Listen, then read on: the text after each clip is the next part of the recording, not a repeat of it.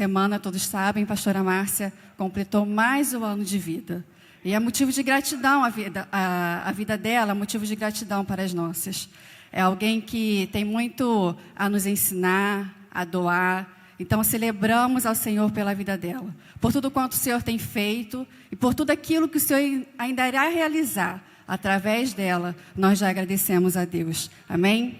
E eu quero compartilhar com a igreja essa noite, pensando também na pastora Márcia, em tudo que ela é, tudo que ela demonstra ser, daquilo que temos visto na vida dela. Eu pensei sobre falar com os irmãos, não apenas para a pastora Márcia, mas para toda a igreja, sobre a águia. E a águia, ela tem um símbolo de força, símbolo de coragem. A águia, ela se renova.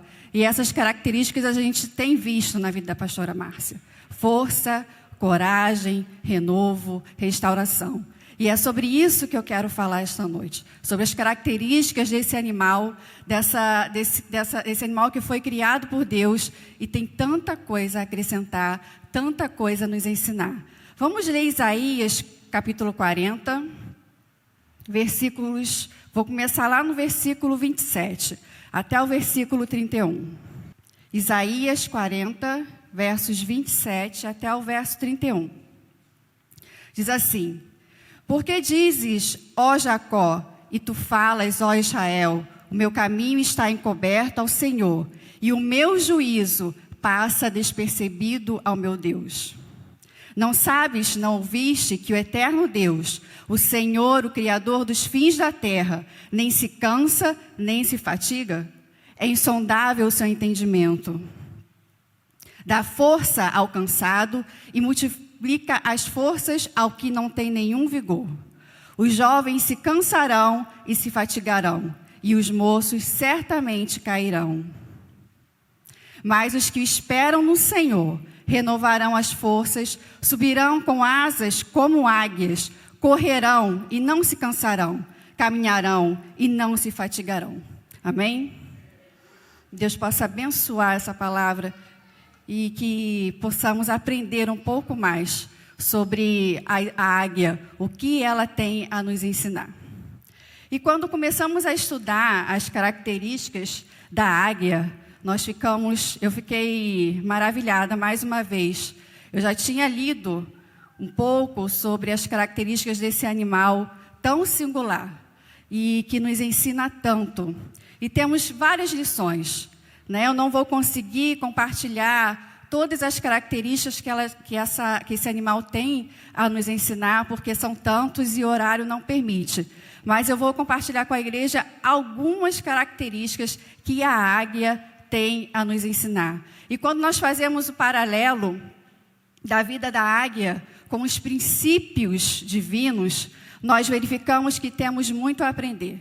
A águia, ela funciona como uma pedagoga de Deus para as nossas vidas. A águia, ela tem muito a nos ensinar. O seu cuidado, a sua força, a sua disciplina, a sua audácia, tudo isso faz com que nós venhamos a aprender com esse animal tão maravilhoso e tão singular. Deus, Ele quer nos conduzir a uma vida diferente. A uma vida diferente daquela que o mundo nos convida a ter. Uma vida totalmente diferente.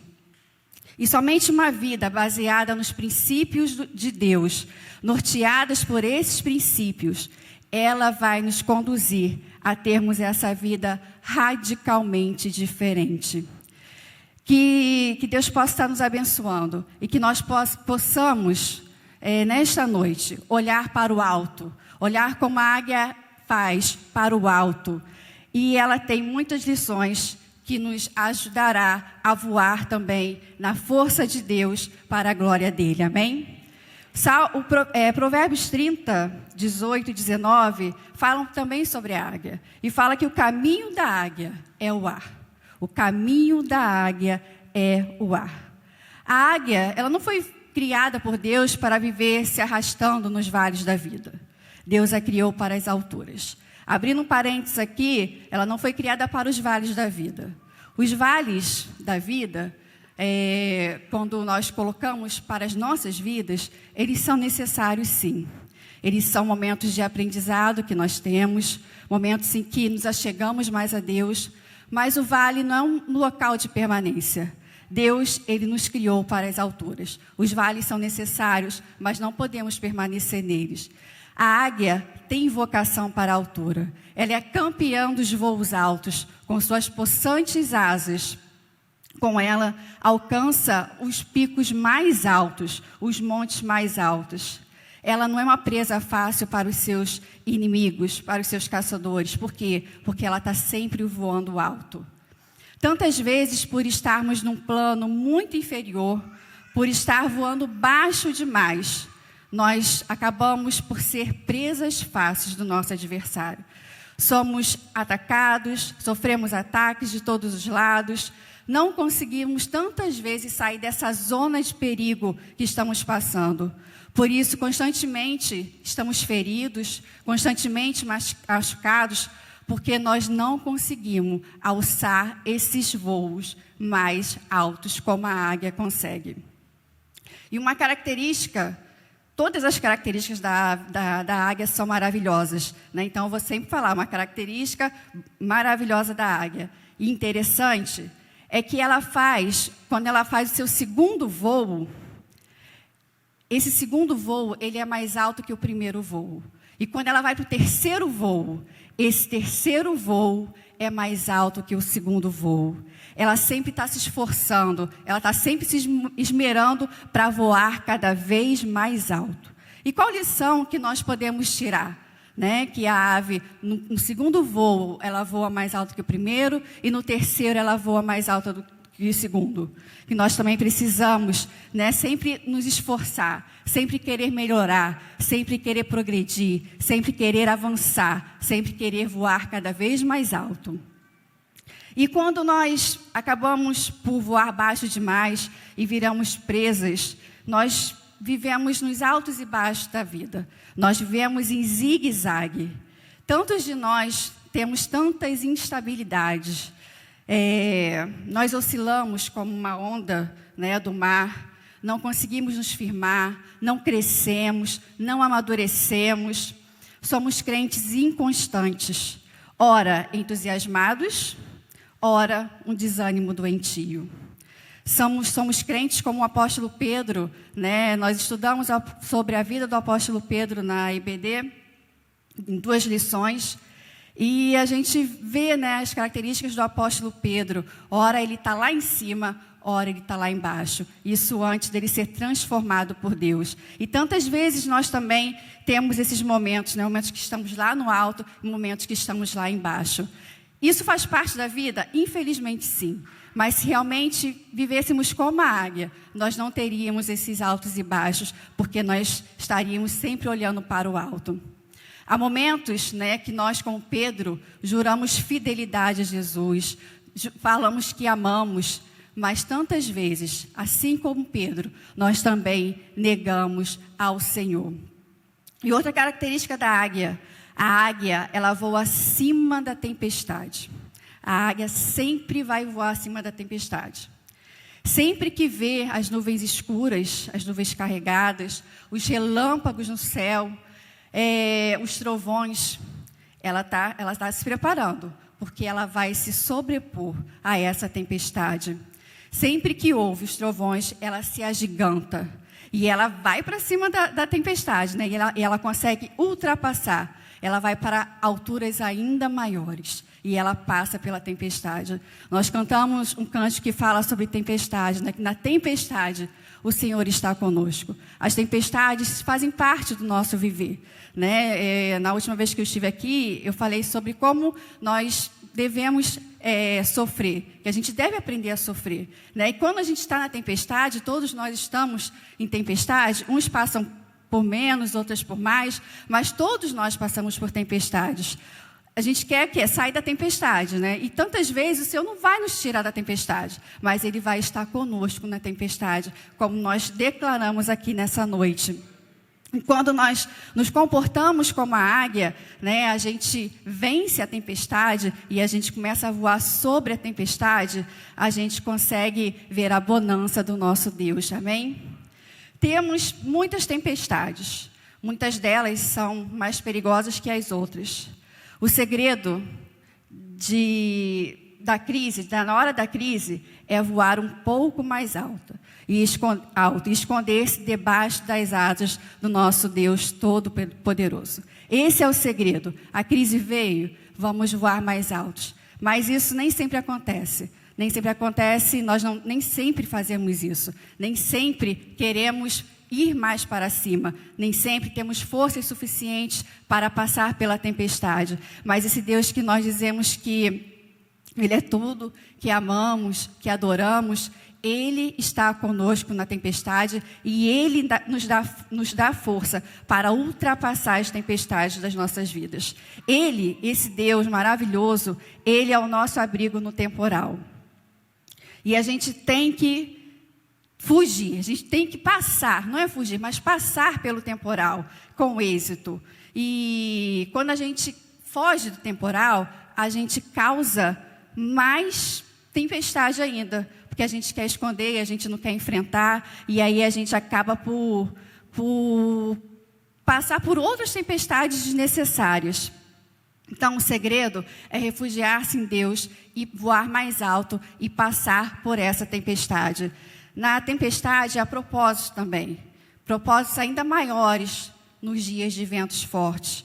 A águia, ela se utiliza do vento forte do temporal para subir ainda mais e passar pela tempestade. Tantas vezes na tempestade, a gente não consegue usar algumas situações que estamos vivendo a nosso favor para a gente ultrapassar a tempestade. E que a águia possa nos ensinar nessa noite que nós devemos ultrapassar as tempestades das nossas vidas e descansar nos braços do nosso Deus maravilhoso.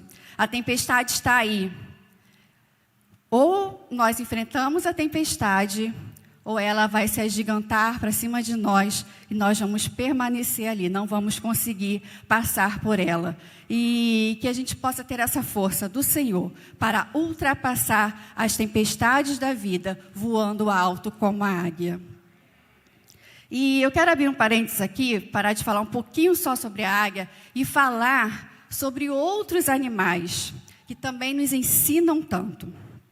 As abelhas, elas nos ensinam com a sua técnica da organização. A ovelha, a necessidade de dependência do pastor. Os pardais, a confiança na providência divina. Há coisas maravilhosas no reino animal. Como nós aprendemos com a vida dos animais, como eles nos acrescentam tanto. E outro animal que eu estava lendo é sobre o ganso. E eu nunca tinha reparado em algumas características do ganso. Coloca aí para mim a foto do ganso, dos gansos. No outono, quando eles saem em bando para o sul, eles voam em V, no céu. E isso não é por um motivo. Foi por acaso que se formou aquele V ali. Foi o acaso. Não, não foi o acaso. Tem um porquê. Eles formam esse V quando eles estão voando em bando para o sul. Sabe por quê? Porque quando a ave ela bate a asa, ela move o ar para cima. Quando a ave bate a asa, ela move o ar para cima, ajudando a sustentar a ave que está atrás. Então, quando ela bate a asa, ela move o ar para cima e ajuda a ave que está atrás. Por isso que elas estão em V, tá vendo? Tem o líder que vai lá à frente e elas vão uma atrás da outra e formam esse V, né? E uma vai ajudando a outra na força da batida das asas. E foi comprovado que quando elas estão assim em V, o bando se beneficia pelo menos 71% a mais da força de voo do que uma ave voando sozinha. Então, quando elas estão assim, em bando, na forma desse V, elas se beneficiam 75% a mais. Assim também pode ocorrer conosco, quando nós estamos indo na mesma direção do que os nossos irmãos, do que aquelas pessoas que nós amamos, estamos indo na mesma direção, no mesmo propósito, no mesmo caminho que o Pai, que o Senhor quer nos conduzir, nós iremos conseguir, porque um vai estar ajudando o outro, um vai estar sustentando o outro. E quando um dos gansos, né, ele sai da formação, e aí ele percebe que a sua resistência, ela começa a diminuir, a sua força começa a diminuir, porque ele está voando sozinho. E quando ele percebe isso, ele rapidamente entra novamente na formação para aproveitar o deslocamento do ar da ave que está à sua frente. Ela consegue perceber que quando ela está sozinha, ela tem que fazer uma força maior. A sua resistência diminui. E novamente ela volta para o bando. E se tivermos essa mesma postura que os gansos têm, permanecermos em formação, com os que apontam o caminho para o Senhor, com os que apontam o caminho para o Deus, vai ser mais fácil a nossa caminhada com o Senhor. Outra característica, quando o ganso líder, sempre tem um líder, tá vendo? Aquele ali, ó, na frente é o líder. Porque o que está na frente não está recebendo nada de ninguém. Ele só está doando, só está abençoando. E quando esse líder que está aí à frente, ele se cansa, o outro, que está percebendo que ele está se cansando, assume a liderança e ele sai da liderança para poder também ser abençoado por outro ganso com a força da batida da asa deles. Então, isso é maravilhoso quando ele percebe que o seu líder está esgotado, seu líder está cansado, né? Outro assume para que o líder possa se refazer. E outra característica também do ganso, os que estão lá atrás, eles gritam muito. E gritam com uma forma de encorajamento para os que estão lá na frente. E tantas vezes nos falta isso, né? O incentivo para os que estão à frente, liderando, né? A força, a oração, o incentivo, a ajuda. E os gansos, eles conseguem fazer isso. Coisas que muitas vezes nós não conseguimos fazer. E outra característica também do ganso. Quando um ganso fica doente, ou ele é alvo, quando ele é atingido por um tiro e cai, 2 gansos, eles saem da formação que eles estão e acompanham esse ganso que foi ferido e ficam com ele até que ele consiga se restabelecer ou até que ele morra. E só assim esses 2 gansos voltam para a formação. E tantas vezes, né, temos pessoas ao nosso lado que estão cansadas, que estão feridas, que estão machucadas, e nós não temos essa visão como os gansos têm. Então, os gansos, eles têm muito a nos ensinar. Mas vamos voltar aqui para a águia. Outra característica maravilhosa da águia. O voo da águia é um voo reto. Sabe por que é reto? Porque a águia tem um alvo definido. Ela sabe de onde veio. Ela sabe para onde vai. Não vive sem rumo, ela não vive sem referencial, ela não vive sem um destino certo, ela voa para frente, ela não vive estagnada como a preguiça, ela não anda para trás como o caranguejo. O voo da águia, ela nos revela desenvolvimento, revela progresso e revela crescimento. E o seu voo, e o meu voo na caminhada cristã, o que tem revelado? Tem revelado desenvolvimento? Estamos nos desenvolvendo? Estamos progredindo na nossa fé? Estamos crescendo? Estamos dando frutos? E a águia nos ensina isso através do seu voo. Desenvolvimento, progresso e crescimento. Há pessoas que, diferente da águia, são como um urubu. Né? Eles sempre fazem esse paralelo, nessa comparação, águia, urubu.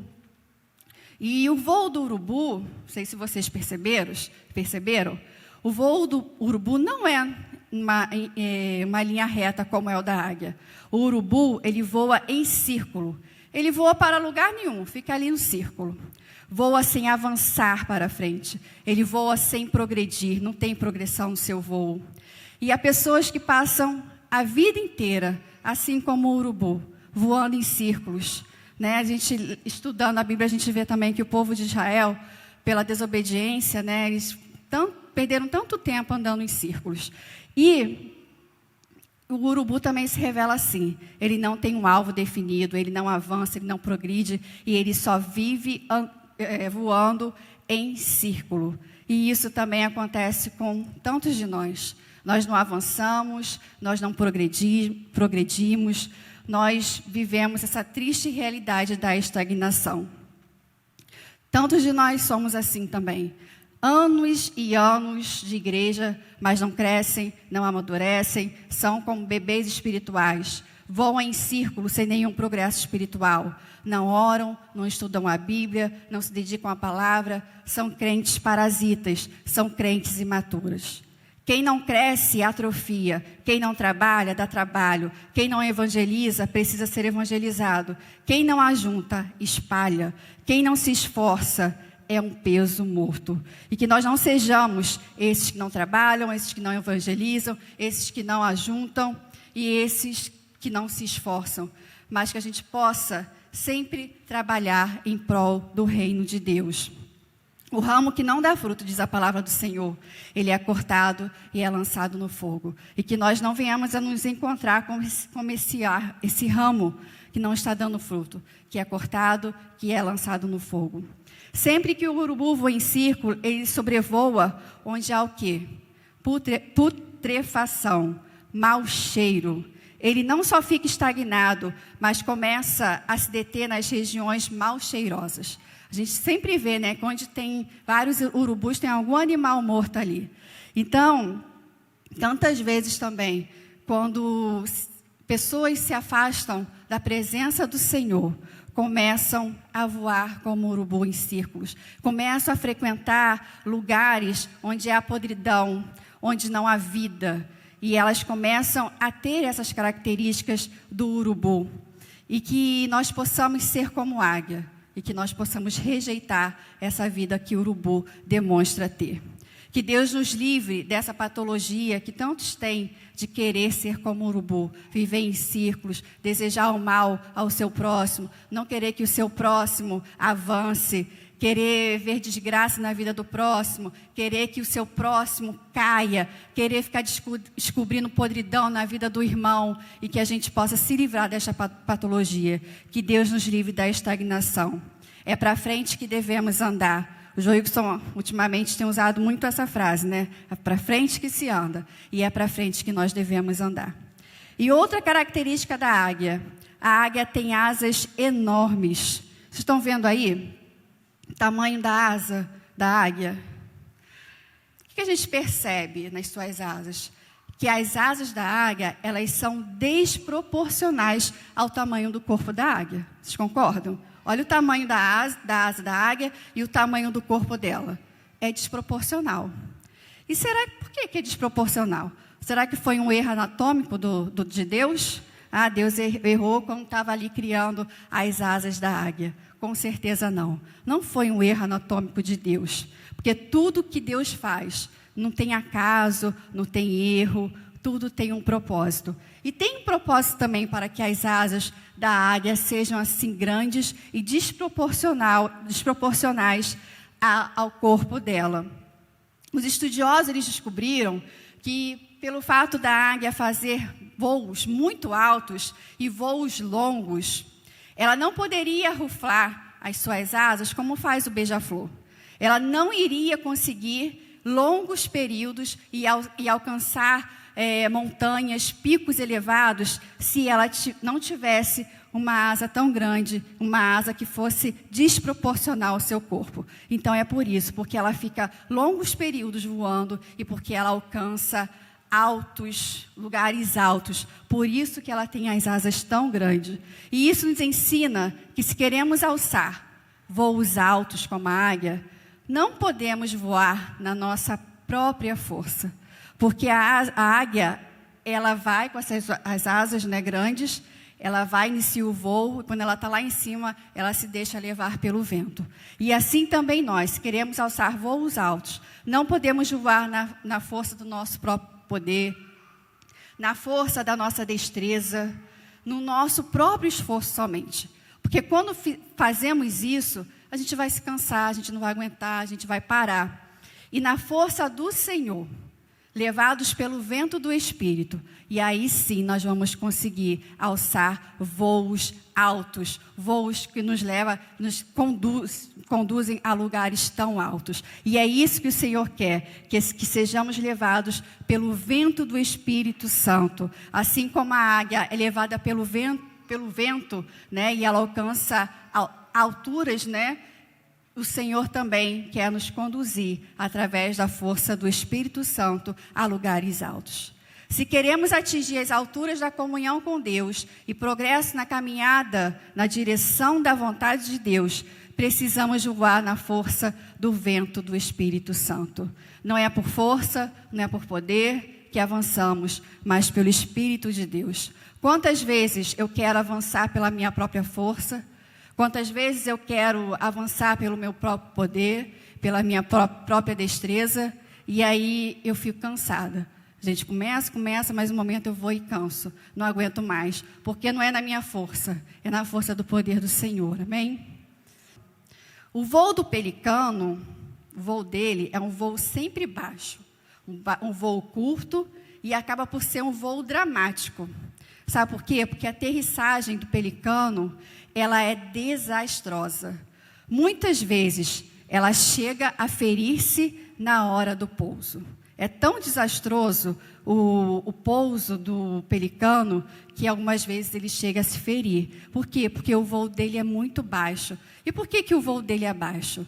Vocês lembram o que o pelicano tem? Ele tem uma papada muito grande.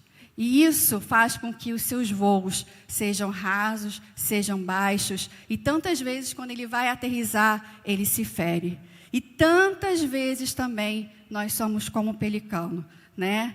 Temos aquela papada tão grande, né, por algumas características que nós temos, que nos impede de voarmos mais altos, voarmos altos e a lugares altos, e acabamos sendo como o pelicano. Tantas pessoas que têm esse papo tão grande, né, da autoconfiança, arrotam uma santidade e tal, se acham melhores que outros, é o crente carnal. E que nós possamos resistir, né, que nós possamos não querer ser como o pelicano, mas que nós queiramos ser como a águia que tem voos altos, precisos. Outra característica da águia: visão integral. A águia tem a capacidade fantástica de enxergar em todas as direções, em todos os ângulos.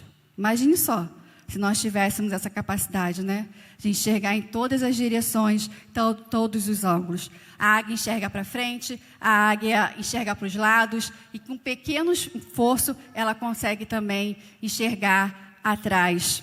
Ela enxerga no raio de 360 graus, tem uma visão global, ela vê tudo, percebe os detalhes e toma sempre a melhor direção. Quando a Bíblia diz que somos como águia, ela tem muita coisa a nos ensinar quanto a este assunto. Precisamos ter essa visão abrangente, essa visão global que a águia tem. Ela se prende aos detalhes, ela é detalhista. E, abrindo parênteses também, as mulheres, né, tem até estudo sobre isso. Já foi comprovado que as mulheres, elas conseguem enxergar melhor a sua volta do que os homens, né? Tem uma visão ampla. E os homens têm uma visão bem focada assim. Já há estudos sobre isso, não sou eu que estou falando, né? A mulher, ela consegue ver algumas coisas que estão ao seu redor, perceber, né, que o homem não consegue, porque é diferente a visão do homem e da mulher. Então, fica uma dica aí para os maridos, né, para os homens. Já foi comprovado que a visão de vocês é um pouco limitada. As mulheres têm uma visão mais parecida com a águia. Não tem essa visão aí de 360 graus. Mas a gente consegue, né, ver coisas que estão ao nosso redor, perceber coisas que estão ao nosso redor. Voltando para cá, precisamos ter essa visão como a águia, uma visão de quem somos em Deus, uma visão equilibrada, uma visão que enxerga as armadilhas, uma visão perspicaz, uma visão clara das coisas. E quando as coisas não estão claras, as coisas estão meio assim obscuras, a gente tem que esperar o Senhor clarear essa imagem. E Ele vai clarear essa imagem. O olho é dos órgãos mais extraordinários do nosso corpo. Outra coisa aqui que eu também não sabia, que eu aprendi quando estava estudando isso. O olho é um dos órgãos mais extraordinários do nosso corpo. Segundo o doutor John Wilson, temos mais de 60 milhões de fios duplos encapados em cada olho. Mais de 60 milhões de fios duplos encapados em cada olho. Sabia disso, Rejane? Agora está sabendo para falar para os seus clientes lá. Nosso olho, ele é muito sofisticado. Mais sofisticado que essas câmeras aí de última geração. O nosso Senhor é perfeito, Ele faz tudo perfeito. Nós podemos focar em um ponto, com essa visão que nós temos que o Senhor nos deu, podemos focar num ponto específico concentrado. Vocês estão focando aqui em mim agora, não estão? Mas vocês conseguem ver o que está aqui, né? Tem essa visão, mas tem a visão daqui dos lados também, não tem? Então, isso é algo maravilhoso, né? E sabe por que nós conseguimos fazer esse close? Sabe por quê? Porque lá na nossa retina tem um dispositivo chamado fóvea. Sabia dessa, Rejane? Da fóvea tu sabe, né? Então, a retina, lá na retina tem um dispositivo chamado fóvea. E essa fóvea é que nos permite ter esse close, né? Vocês estão me vendo, mas conseguem ver as coisas que estão aqui ao redor também, graças à fóvea. E os cientistas descobriram que a águia não tem apenas uma fóvea, que já é algo maravilhoso para nós seres humanos, mas elas têm 3 fóveas, não tem só uma, elas têm 3 fóveas. Descobriram que a fóvea está apontada, olha só que coisa maravilhosa, olha se as mulheres tivessem 3 fóveas também, ó, uma apontada para cima, uma apontada para frente e outra para baixo. Por isso que a águia, né, ela vai como uma flecha e consegue atingir o seu alvo, porque ela tem 3 fóveas. Deus, né, a presenteou com essa visão maravilhosa, graças a essas 3 fóveas. E isso é algo extraordinário. No mesmo tempo, ela consegue distinguir com clareza um alvo em cima, outro na frente e outro embaixo. Então, ela consegue distinguir com clareza, graças às 3 fóveas. Um alvo em cima, um alvo na frente e um alvo embaixo. E isso é algo estonteante. É algo que só o nosso Deus Todo-Poderoso é capaz de fazer.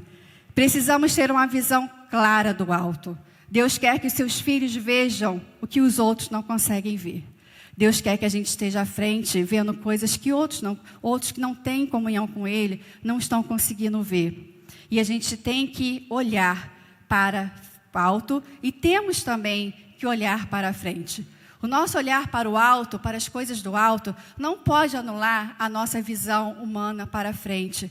Porque quando nós anulamos a nossa visão para a frente, nós acabamos como crentes bitolados, né? E é tão ruim ver um crente que não tem conhecimento, não estuda as Escrituras, né? Não se dedica ao estudo das Escrituras e vai aceitando qualquer evento de doutrina e vai se tornando um crente bitolado. Isso por quê? Porque ele não para refletir, não para estudar, ele não olha para a frente, ele só está pensando no alto, só está pensando na eternidade. Devemos pensar na eternidade, sim, mas não podemos deixar com que isso nos impeça de olhar para a frente. Amém?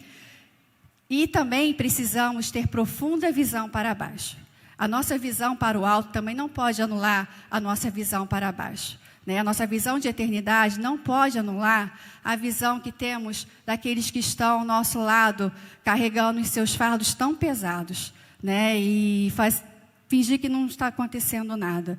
Então, a nossa visão para baixo também é necessário. Nós devemos nos preocupar com aqueles que estão passando por momentos difíceis, momentos tristes, momentos delicados, momentos de aflição. O apóstolo Paulo, na carta que ele escreveu para Timóteo, ele mencionou a vida de Onesíforo. É um nome bem diferente, né? Onesíforo, está lá na Bíblia. E Paulo fala que Onesíforo foi um refrigério na vida dele.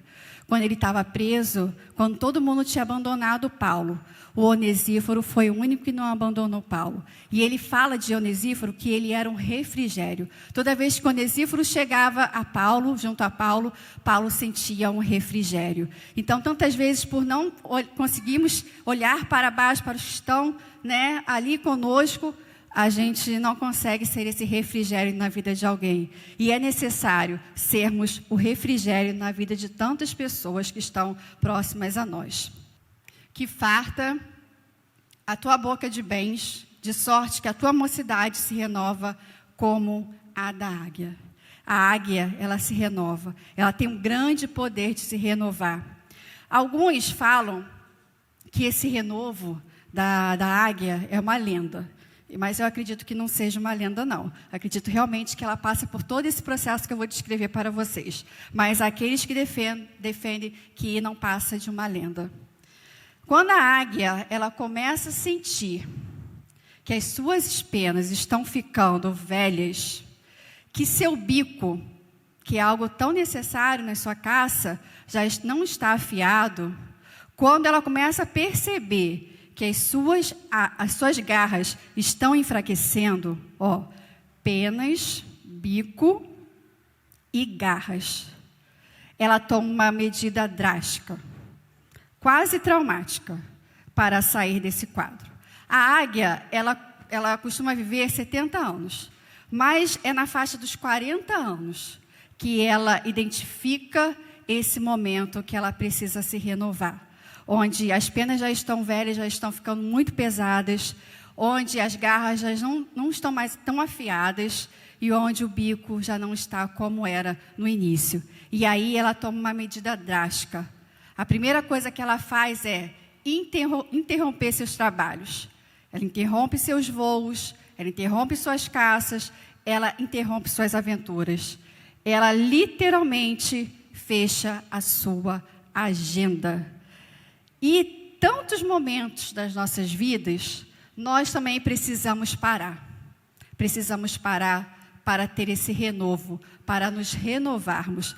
E tantas vezes nós não paramos. Seja pelo ativismo religioso, porque eu tenho que fazer. E chega um momento que a pessoa está tão esgotada que ela não está mais frutificando, porque ela precisa parar e se renovar. Deus, o maior interesse de Deus não é aquilo que nós estamos fazendo, mas em quem somos. Deus se preocupa mais quem somos do que aquilo que nós fazemos. Então, há momentos na nossa vida também que, assim como a águia, a gente tem que parar. Nem sempre é prudente avançar sem você ter condições para isso. Que a gente possa sempre lembrar da águia. Eu estou vendo esse momento de saturação, estou cansado, não estou suportando algumas coisas. Há também estudo que diz, quando você fala que eu não aguento mais, eu não suporto mais, você ainda pode suportar mais 50%, né? Há um estudo sobre isso também. Mas nós temos que ter esse período que nós paramos para nos renovar, nos renovarmos e voltarmos para continuar a frutificar. Quando a águia identifica que o renovo precisa acontecer na sua vida, ela vai para o alto de uma montanha, ela vai para um lugar seguro, onde se sente protegida para começar o processo de renovação. E esse processo de renovação pela qual a águia passa é um processo muito dolorido, mas é um processo necessário. E ela se submete a esse processo para ela poder se renovar. Para se renovar, ela precisa quebrar o bico. Ela esfrega o bico a tal ponto na rocha que fica em sangue vivo. Ela pega e arranca as suas unhas. Ela também vai ferindo ali na pedra, também fica em carne viva. E depois ela vai tirando as suas penas, uma a uma. Então, vocês imaginam que isso não é uma coisa fácil. É algo doloroso, é algo que ela sofre com isso. Mas ela identifica que ela precisa passar por esse renovo, por esse processo, para ela voltar e continuar a voar alto, a voar para lugares altos, a voar por longos períodos. E nós também precisamos tantas vezes nos renovar, tantas vezes dessa restauração. Como filhos de Deus, nós enfrentamos situações que achamos que nós não vamos conseguir vencer. Mas quando olhamos para cima, para o alvo, para o nosso alvo, que é Cristo, temos a certeza que vamos conseguir. Enxergamos além dos nossos problemas, pois a nossa fé está firmada em Deus. E tantas vezes nós não temos essa capacidade de enxergar além. Nós ficamos ali e não conseguimos avançar, não conseguimos enxergar além. E com isso nós perdemos muito tempo. Eu sou uma pessoa que preciso enxergar melhor além das tempestades pelas quais eu estou passando. Porque tantas vezes eu não consigo enxergar além. Eu fico presa a determinada situação. Então a águia ela tem muito a me ensinar. Ela tem me ensinado muito quando eu comecei a estudar um pouco mais sobre ela. Precisamos de renovo, pois durante a caminhada vem o cansaço. Isso é natural, durante a caminhada ficarmos cansados, ficarmos fadigados, ficarmos, ora, desanimados. E para nos renovarmos, nós temos que subir e nos renovar no Senhor, seja através da oração, seja através da leitura da palavra. Não que no momento que não estamos num período de renovação não devemos orar, não devemos ler a Bíblia, Mas nesse período de renovação também devemos intensificar nossas orações, pedir ao Senhor que venha e renove o nosso interior, renove o nosso exterior também, e que nós possamos realmente querer, galgar voos altos como a águia nos ensina. A águia, ela não se poupa das dores mais fortes que ela está sentindo. Ela enfrenta a dor, ela encara a dor, ela se submete à dor, porque ela sabe que ela precisa passar por essa dor para que lá na frente ela volte a voar alto. Arrancar as penas velhas que nos cobrem tantas vezes é muito sacrificial para nós. E porque nós não queremos sofrer, nós muitas vezes adiamos esse renovo. E por adiarmos tantas vezes esse renovo, nós deixamos de frutificar para a obra do Senhor e na presença do Senhor. Não há restauração sem reforma. Antes da renovação, vem o despojamento. Precisamos levantar os nossos olhos para as alturas, mirando o bom exemplo da águia. A criação, ela sempre revela o Criador, E a águia, ela revela as maravilhas que Deus faz através da vida dela, os ensinamentos dela, que tem tanta aplicabilidade para a nossa vida cristã também. E eu vou ler aqui sobre alguns personagens bíblicos. É possível que até hoje você tenha vivido nas sombras, escondido no anonimato como Saul, atrás da bagagem dos seus complexos. 1 Samuel 10, 22. Quem sabe você caiu na rede de uma relação sexual ilícita como Davi, e agora seu coração está cheio de medo das dolorosas consequências disso. Quem sabe você tem negado Jesus com a sua vida, como fez Pedro na casa do sumo sacerdote.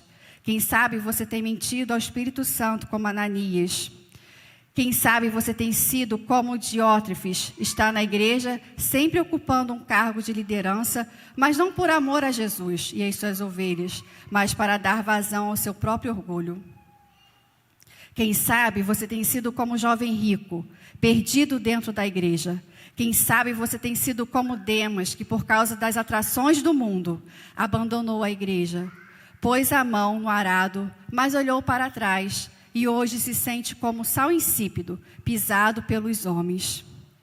Então, se nos encontramos numa dessas situações, desses personagens da Bíblia, que a gente possa se voltar para Deus, pedir perdão ao Senhor, e se render a Ele, e dizer que você quer realmente voar nas asas do Espírito Santo, que você quer alcançar grandes voos como a águia consegue fazer, que você quer voar nas asas do Espírito como a águia se deixa levar pela força do vento, e que nós possamos cada dia mais, através da criação, aprendermos tantas coisas que elas têm a nos ensinar, e que possamos sempre querer ser como a águia, que não venhamos a ser como o urubu, que não venhamos a ser como o pelicano, mas que possamos sempre nos lembrar que a águia tem muito a nos ensinar e ela quer voar sempre mais alto, ela quer sempre melhorar. Que Deus possa estar nos abençoando.